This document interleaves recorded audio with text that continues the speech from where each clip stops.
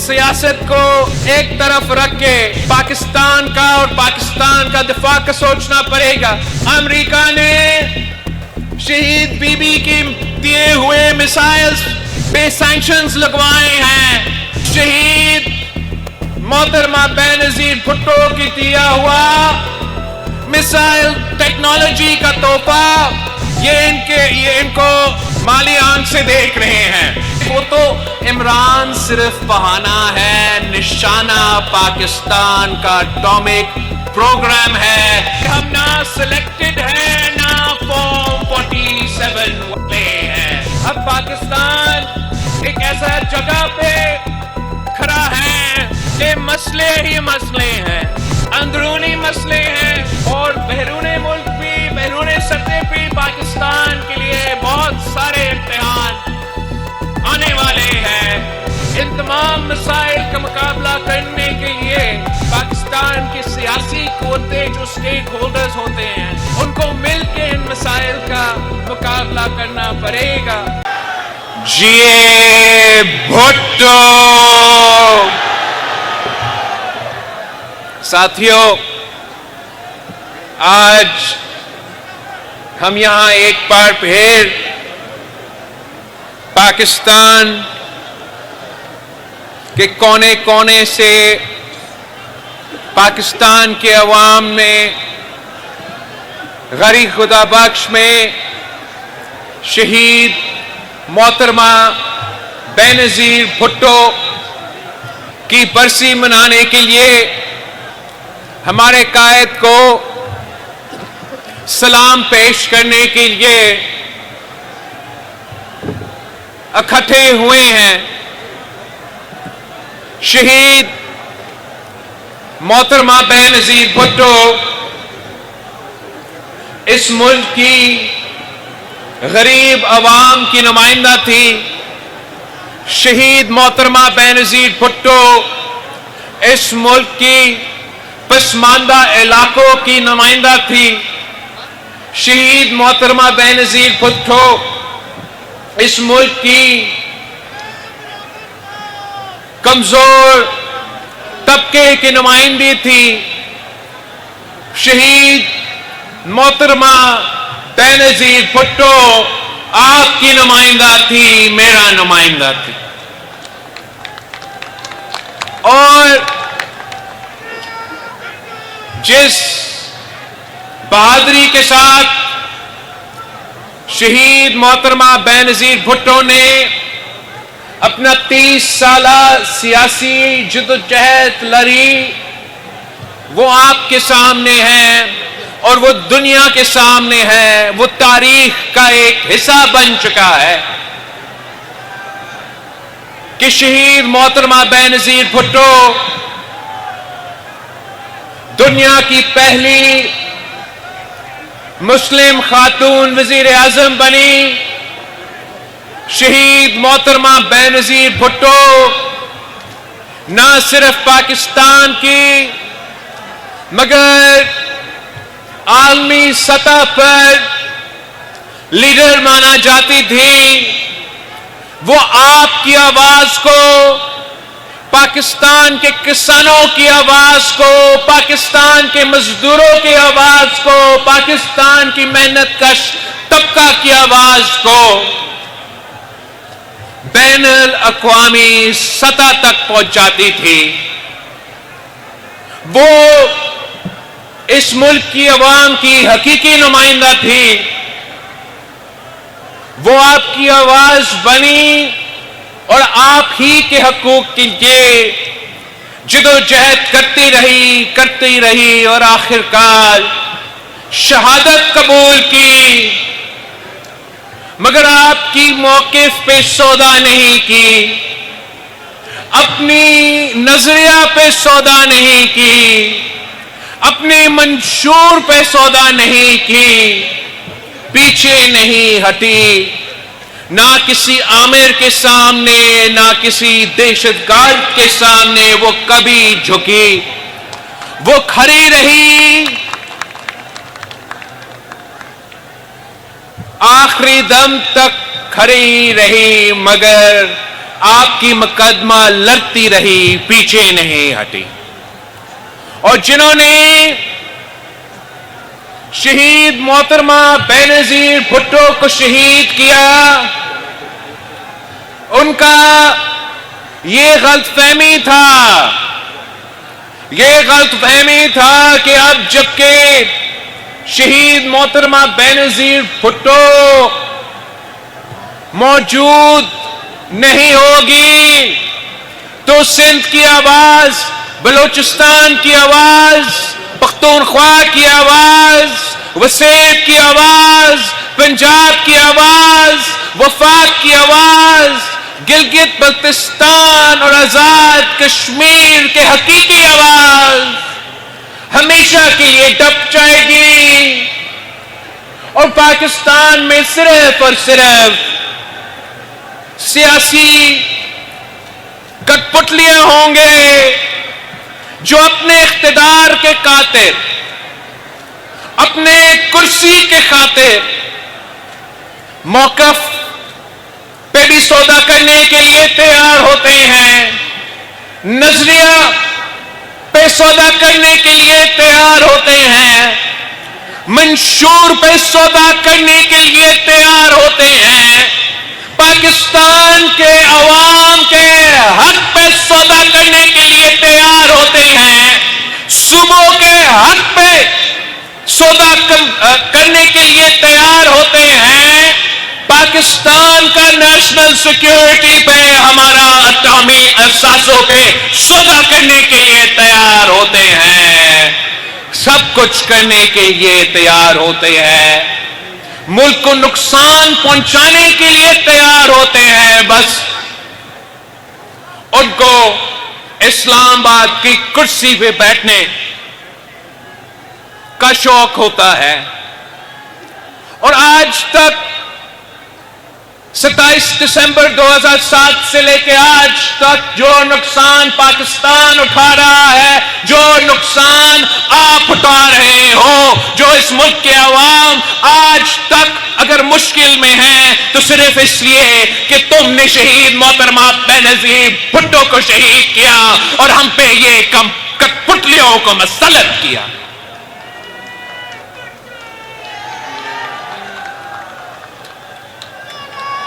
اب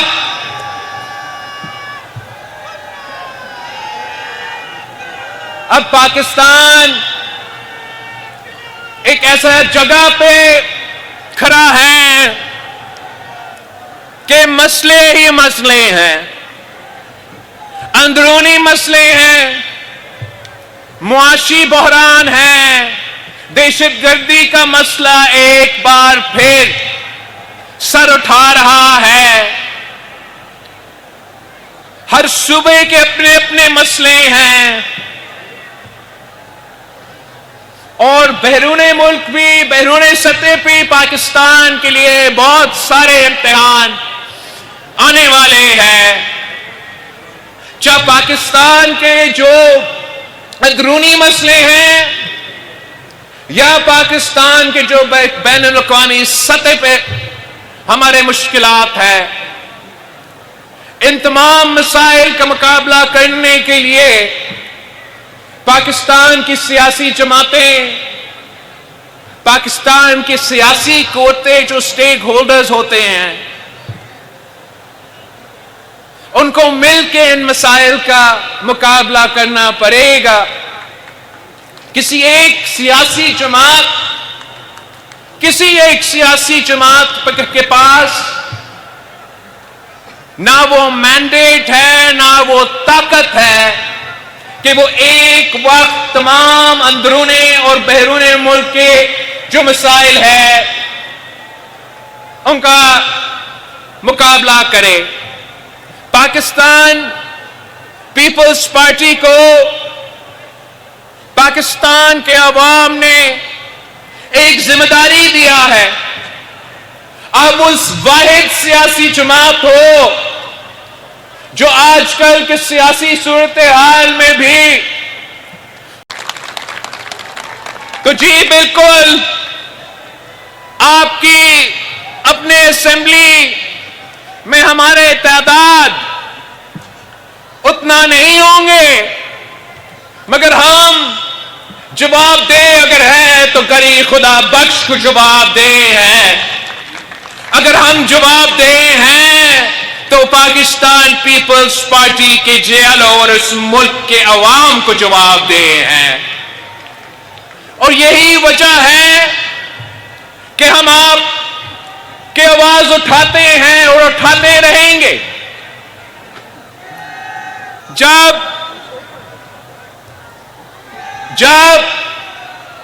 حکومت سازی کا وقت تھا تو ہمارا کسی کرسی کا یا کسی وزارت کا شوق نہیں تھا. ہم نے اس وقت یہ فیصلہ کیا کہ جو سیاسی جماعت ہمارے پاس آئے ہیں، جو وعدہ کر رہے ہیں کہ وہ پولیٹیکل سٹیبلٹی لے کر آئیں گے، جو وعدہ کر رہے ہیں کہ مہنگائی میں کمی لے کر آئیں گے، ہم ان کے ساتھ دیں گے، ان کا حکومت بنائیں گے.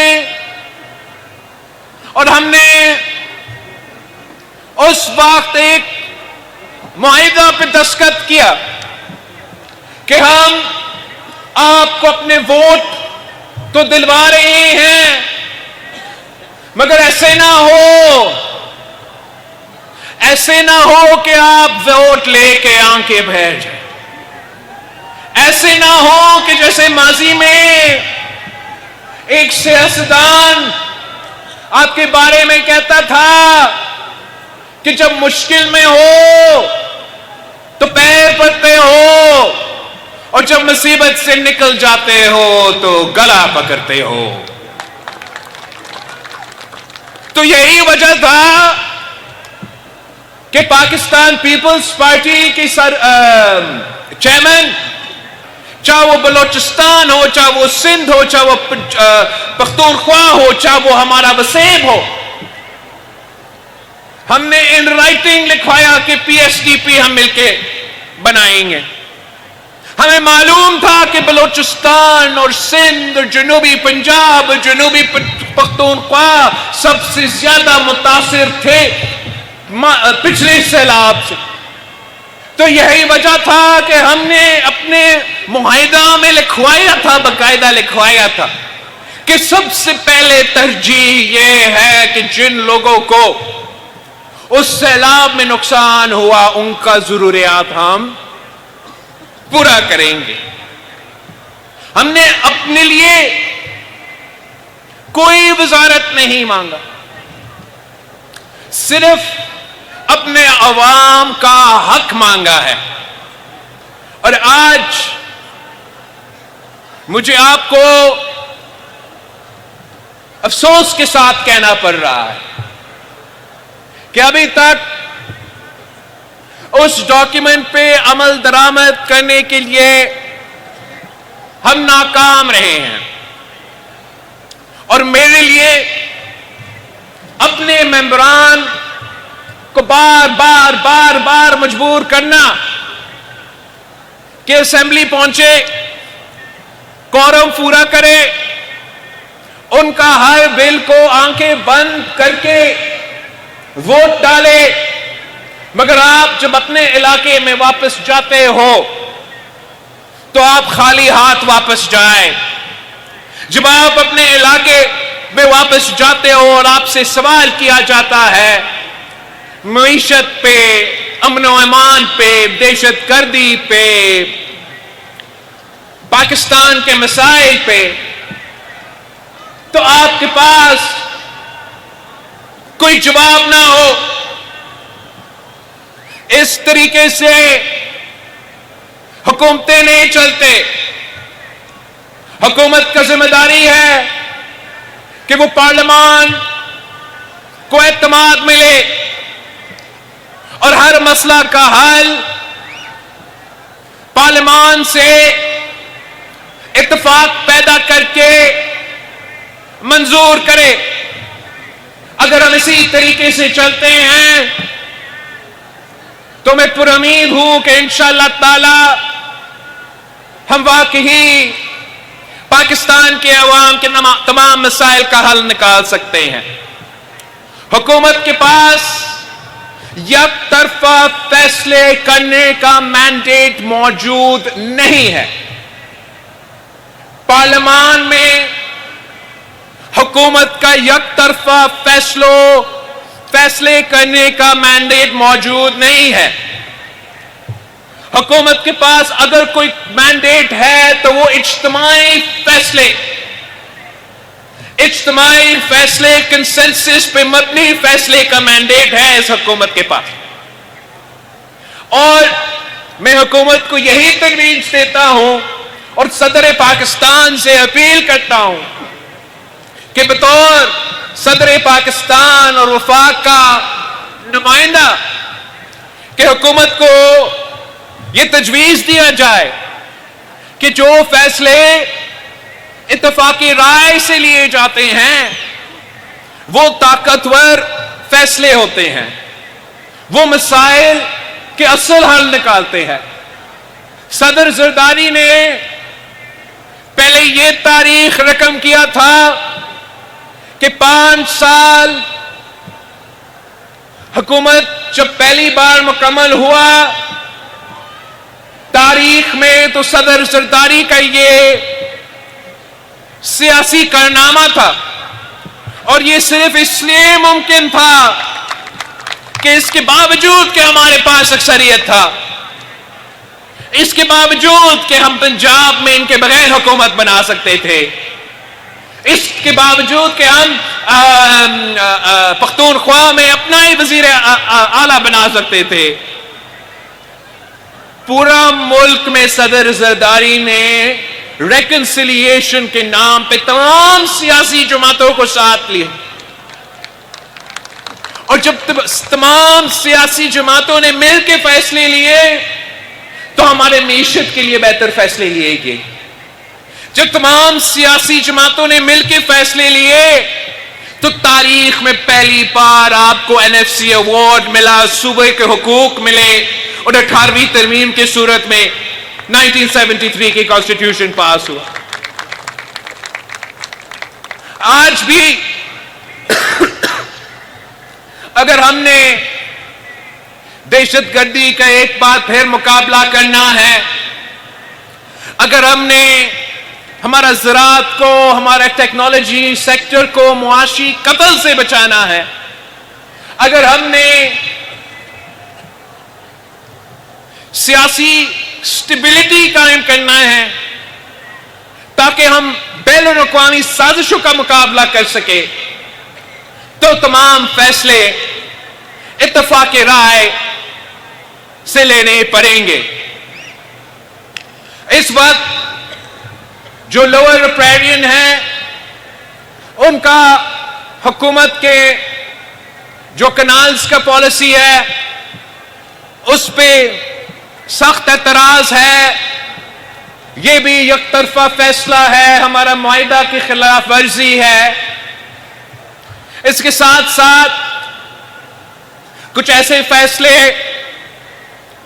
جو معیشت کے حوالے سے ہیں، کچھ ایسے فیصلے جو قانون سازی کے حوالے سے ہیں، ان تمام ایشوز پہ انشاءاللہ تعالی پاکستان پیپلز پارٹی کا کوشش یہی رہے گی کہ ہم آپ کا نمائندگی کرتے ہوئے جتنا سیاسی سپیس موجود ہے اسی سیاسی سپیس میں آپ کا حقوق کا تحفظ کریں اور پاکستان کے مسائل کا حل نکالیں۔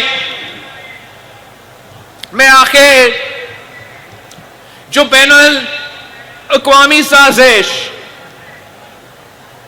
پاکستان کے خلاف پک رہا ہے، جس کا مقابلہ کرنے کے لیے ہمیں ایک ہونا پڑے گا، سیاست کو ایک طرف رکھ کے پاکستان کا اور پاکستان کا دفاع کا سوچنا پڑے گا۔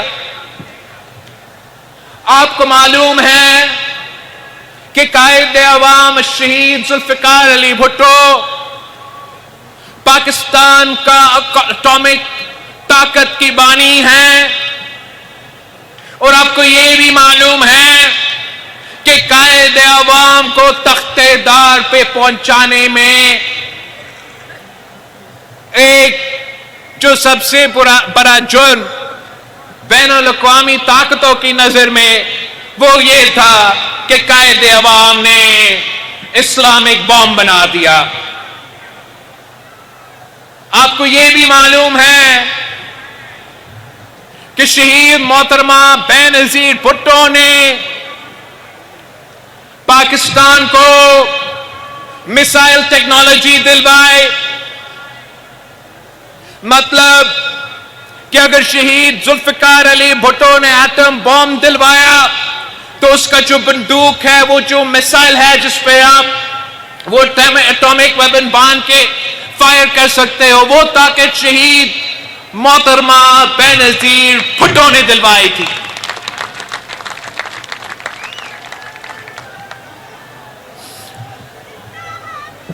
آج کل پاکستان کے مخالف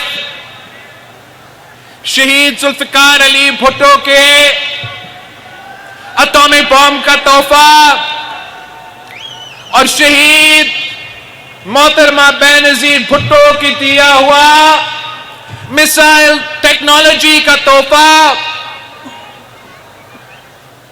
یہ ان کو مالی آنکھ سے دیکھ رہے ہیں۔ ان کا یہ خواہش ہے کہ کوئی مسلمان ملک کے پاس اس قسم کا قوت نہ ہو، اور وہ کسی نہ کسی بہانے پہ آپ سے آپ کا یہ طاقت چھیننا چاہ رہی ہیں۔ حال ہی میں امریکہ نے شہید بی بی کے دیے ہوئے میسائلز پہ سینکشنز لگوائے ہیں، تو میں پاکستان پیپلز پارٹی کی طرف سے پورا پاکستان کو اور پوری دنیا کو بتانا چاہ رہا ہوں کہ پاکستان پیپلز پارٹی جب تک موجود ہے، ہم نہ اپنا اٹامک طاقت پہ سودا کرنے دیں گے اور نہ ہی شہید بی بی کی میسائل پروگرام پہ۔ آپ دیکھ رہے ہوں گے کہ مختلف ممالک مختلف بیان دے رہے ہیں، ہمارے اندرونی یہ سب کچھ بہانا ہے، کسی کو کوئی فکر نہیں ہے پاکستان کی جمہوریت کے بارے میں، پاکستان کی انسانی حقوق کے بارے میں، پاکستان میں کسی قیدی کے بارے میں۔ وہ تو عمران صرف بہانہ ہے، نشانہ پاکستان کا اٹامک پروگرام ہے، نشانہ پاکستان کا میسائل ٹیکنالوجی ہے۔ اور اب میں واضح کرنا چاہ رہا ہوں کہ پاکستان تحریک انصاف کے بانی کو کلیریفائی کرنا چاہیے کہ کیا یہ لوگ جو ان کے حمایت میں ہر ایک دن کوئی بیان نکال رہے ہیں، کیا یہ وہی لوگ نہیں ہیں جو پاکستان کی اٹامک پروگرام کے خلاف ہے؟ کیا یہ وہی لوگ نہیں ہیں جو شہید محترمہ بینظیر بھٹو کی دی ہوئی میسائل ٹیکنالوجی کے پروگرام کے خلاف ہے؟ یہ آپ کے حق میں کیوں بول رہے ہیں؟ کیا یہ وہی لوگ نہیں ہیں جو سب سے زیادہ آواز پہلے اسرائیل کی زائنسٹ حکومت کے لیے اٹھاتے ہیں اور اس کے بعد آپ کے لیے اٹھاتے ہیں؟ اس جماعت کو کلیریفائی کرنا پڑے گا۔ عمران کو خود ان لوگوں کا مذمت کرنا چاہیے جو پاکستان کا اٹامک پالیسی کا، پاکستان کا اٹامک طاقت کے خلاف۔ بیان دیتے ہیں، اگر وہی لوگ آپ کو سپورٹ کر رہے ہیں تو پاکستان میں یہ جو تاثر ہے کہ ایک مخصوص لابی یہ چاہتا ہے کہ پاکستان میں ایسے حکومت آئے جو طاقت حاصل کرنے کے لیے ہر چیز پہ سودا کرنے کے لیے تیار ہو. انشاءاللہ تعالی پاکستان پیپلز پارٹی اور پاکستان پیپلز پارٹی کے چیالے موجود ہیں اور وہ ہر کوئی سازش کو ناکام کریں گے اور پاکستان کو جیسے ماضی میں محفوظ رکھا ہے ویسے آگے جا کے بھی محفوظ رکھیں گے. اور صدر پاکستان آصف علی زرداری صاحب نے یہ بار بار ثابت کر